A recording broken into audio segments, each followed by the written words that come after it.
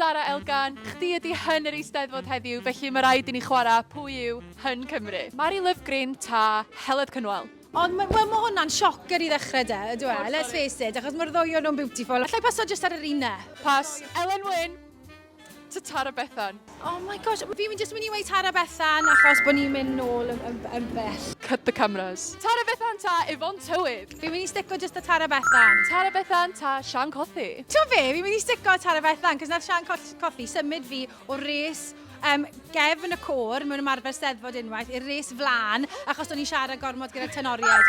Tara Bethan ta Angharad Mair. Oh, ledge arall. O, fi jyst mynd i stico gyda Tara. Tara Bethan ta Ruth Jones. O, ma'n yn tyffu, rwa. Ruth Jones. Ruth Jones ta Sally Mali. Na i fynd Sally Mali. Stunning. Hyn, go iawn ydw i. Ydy wir. Sally Mali ta Sian Lloyd. Ww, oce. Merch o'r ardal.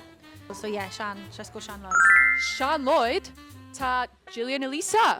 Na ni weid Gillian, achos mae i wastad wneud fi werthyn. Hyfryd. Gillian ta Lisa Angharad. Fi'n mynd i fynd gyda Lisa Angharad. Ac yn ola, Lisa Angharad ta Eleri Siôn. O, ti'n ma be, let's switch it up again, y fe? Na i stico gyda Eleri. Fi ddim modd o mor galed, o'n nhw gyd yn hens.